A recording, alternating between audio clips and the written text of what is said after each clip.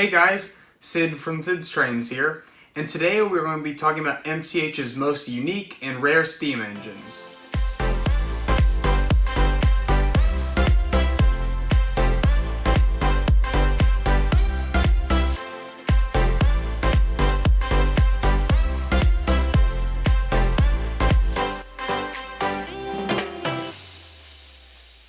So sitting here next to me are two very unique and special engines for me to show you. On the left here I have a MTH Norfolk & Western Uncharted J that I showcased in some running videos and an unboxing video a while ago. And everyone talked about how it was so interesting looking, how amazing it sounded, and just how it was a J but it didn't really look like one, which is why it is such a unique engine and why it's in this video. It is also quite a rare engine from MTH. I've only ever seen one on the market other than mine as of recent. I think there's one still on the market, and that's the same one I saw back when I bought mine. And no others have come up for sale, and every time I mention anything about sales with this engine with people, they're just so expensive because they are rare and they are very desirable engines. Right here on the outer loop, I have my brand new MTH New York Central A2 Berkshire. This engine I recently acquired from the OGR forum, and it's just an amazing engine, and again, very unique and quite rare. This one I think is even more rare than the Uncharted J.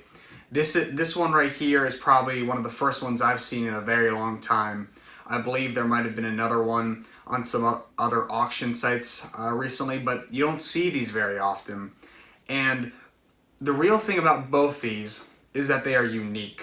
They look totally different from anything else. Starting with the J, it is a 484 Northern, and it's a J class. When you think of J class in Northern, you think of the Norfolk & Western's 611J that is extremely famous, and everyone knows about it because it still runs to this day. I saw it earlier this year at Strasbourg, and it's just an amazing looking engine. But it is a streamlined engine. It has that torpedo style front, the shrouding along the sides, and the boiler is much wider than the actual internal casing boiler. This J, however, is an unshrouded J. It looks totally different, but it is still the same engine. That is because this is what 611 would look like without all that metal casing. The front end is still similar. It's round with a headlight in the center. The boiler design is still similar, but it doesn't have that outer casing. Up here are these four little circles. The 611J has those as well, but they are encased in the boiler and flush on top. This one is a dome. As you can tell, it is just totally different.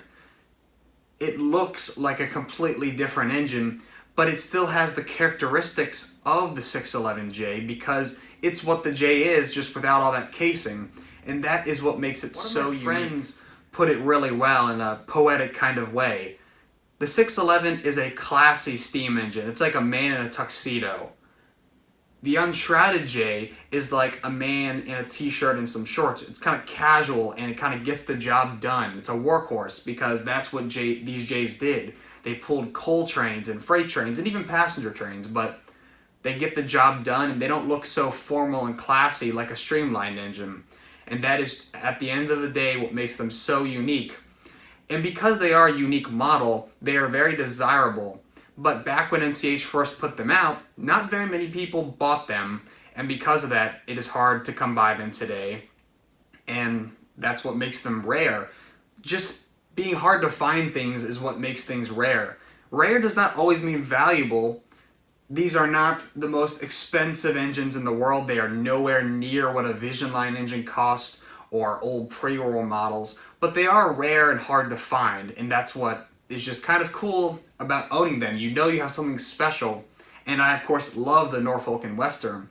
So because of that, it just is just an honor to own this engine, and the unique part and the rare part combined is just awesome.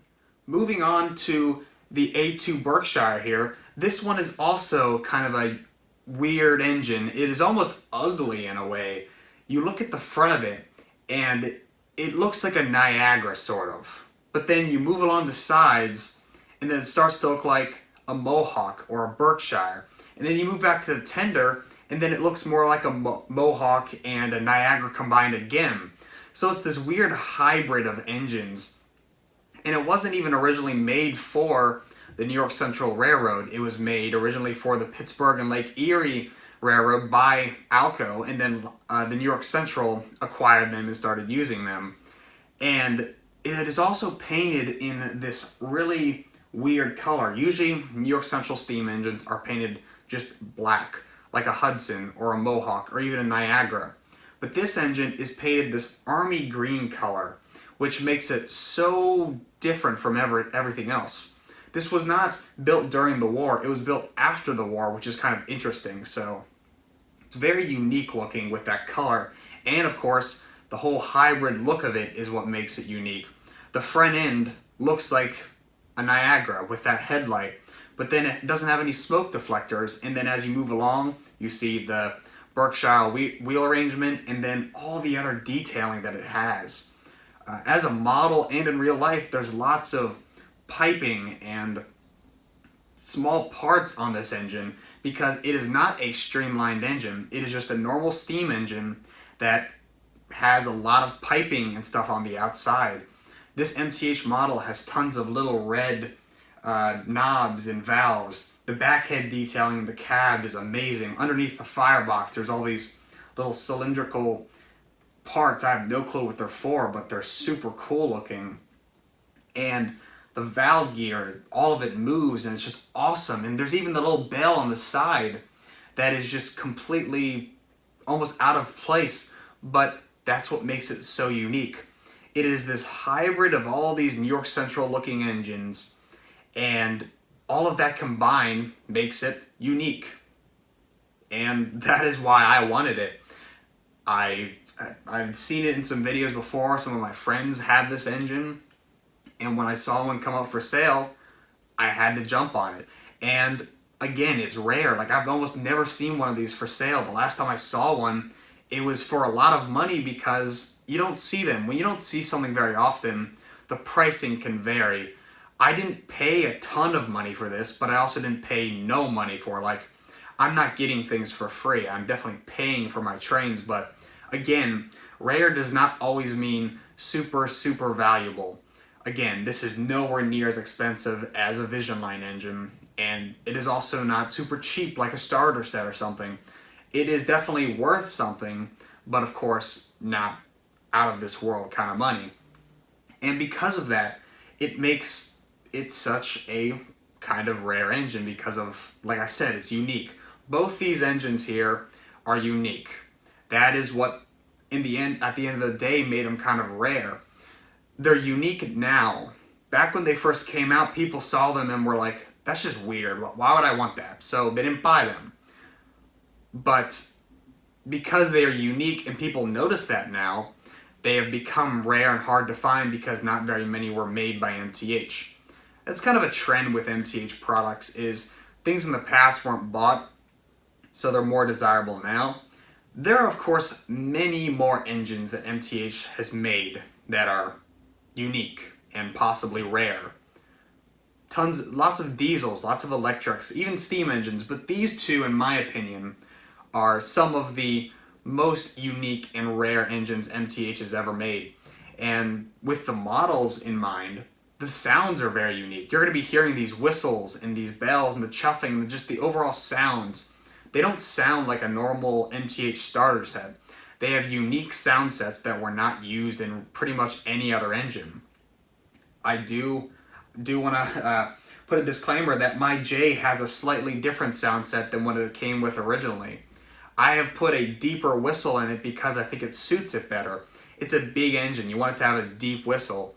But if you don't like that, I don't know. It's because I put that in there because I like it. The old whistle was kind of high-pitched, and I do like that whistle, but I prefer this deeper sounding whistle. It's similar to a 611 whistle, but not the same. And I wanted to keep it unique. I didn't want to make it sound like any other engine.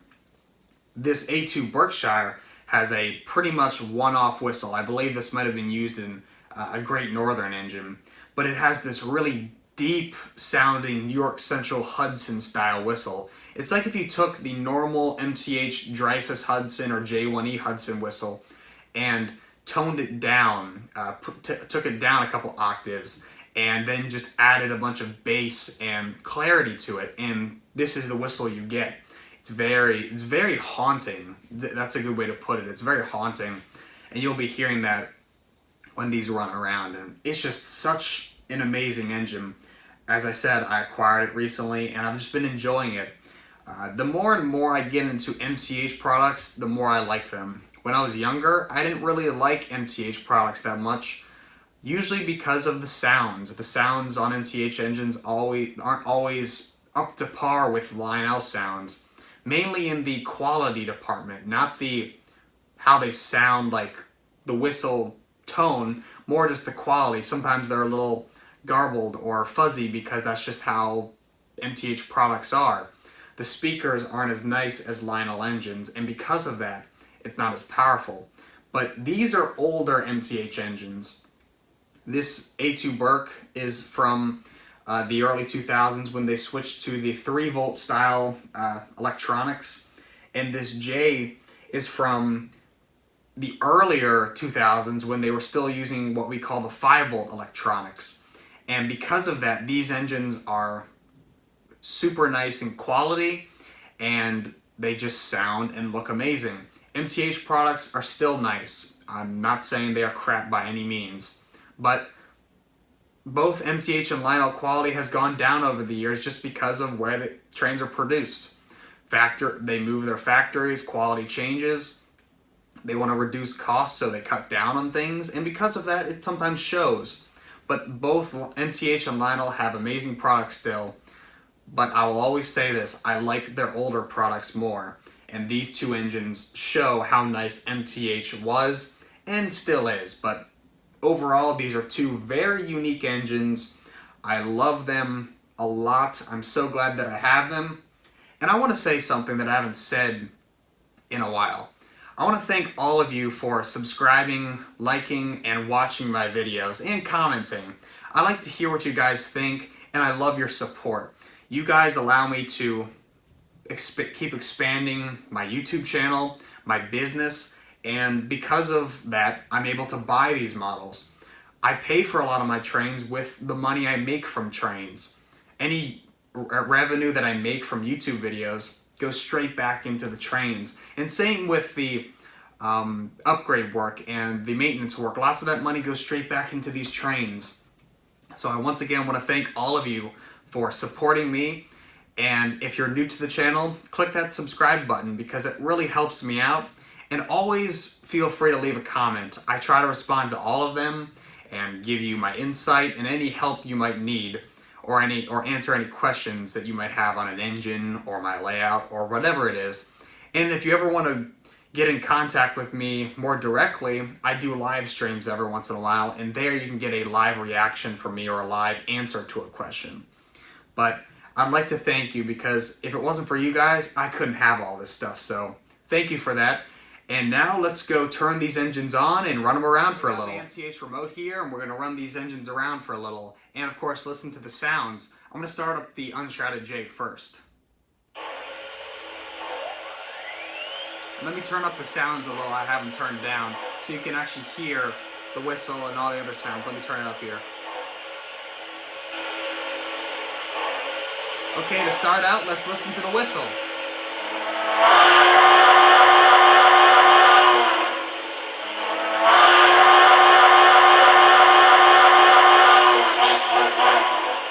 That's the new and improved whistle that I've put on this engine. Let me turn it down here. These engines get really loud. So that's the new and improved whistle that I've put on this engine. As you can tell, it's very deep and powerful.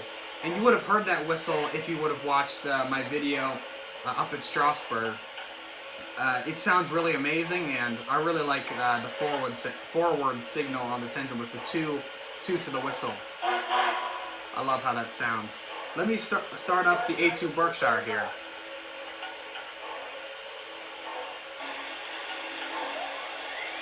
Let me turn it up as well, and this whistle is just amazing.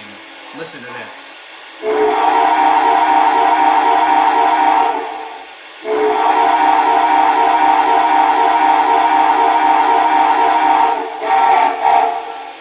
That is just amazing. As I said before, it's like this haunting sound. It is awesome. Here's the forward signal on this engine. Yeah, these engines are just amazing, and I'm so glad that I'm able to own these. Once again, thank you, and let's run them around for a little.